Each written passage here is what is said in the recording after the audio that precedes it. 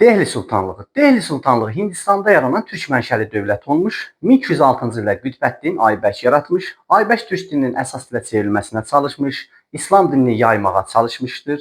Onun dövründə Qütb minarəsi inşa edilmişdir. 1206-dan 1290-a qədər Dehli Sultanlığını idarə etmiş məmlüklər 1290-1320-ci ildə Xələzlər, 15-ci əsrin ortasında isə Əfqan mənşəli sülalə hakimiyyətə gəlmişdir. Şəmsəddin el tutmuş, hakimiyyətə gəldi. O Monqollarla mübarizə aparmış, iqta sistemini həyata keçirmişdir, hərbi islahat keçirmiş, sultan titulu qəbul etmiş, ölkədə türklərə sığınacaq vermiş, Xarəzmşah Cəlaləddin Monqollarla mübarizədə təşkillənən zaman ona öz ölkəsində sığınacaq vermişdir.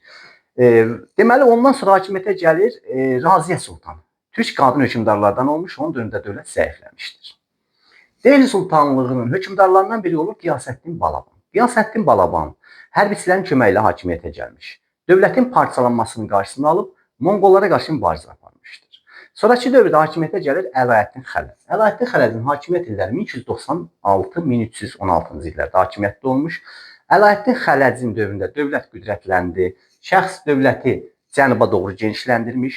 Zəmindar adlanan feodallardan torpaqları alıb, əvəzində onlara maaş vermiş. Həmin torpaqları kəndlərə icarəyə vermişdir. Bu da feodalların ona qarşı çıxmasına səbəb olmuşdur. Ümumiyyətlə, dövlət 14-cü əsrin 80-ci illərdə zəiflədi, daxili ixtişaşlar, üsyanlar və s. Sonrakı dövrdə 1398-ci ildə Teymurun yürüşü Dehli Sultanlığını zəiflətmişdir. Dehli Sultanlığı 1526-cı ildə son hökmdar İbrahim Ludi Moğollara məğlub oldu və Dehli Sultanlığı süqut etdi. Dehli Sultanlığını idarə edən sultan titulu daşımışdır. Dövlət inzibati cəhətdən vilayətlərə bölünmüş, vilayətləri vali idarə etmiş, vilayət özü dairəyə bölünmüş, dairəni isə rəislər idarə etmişdir.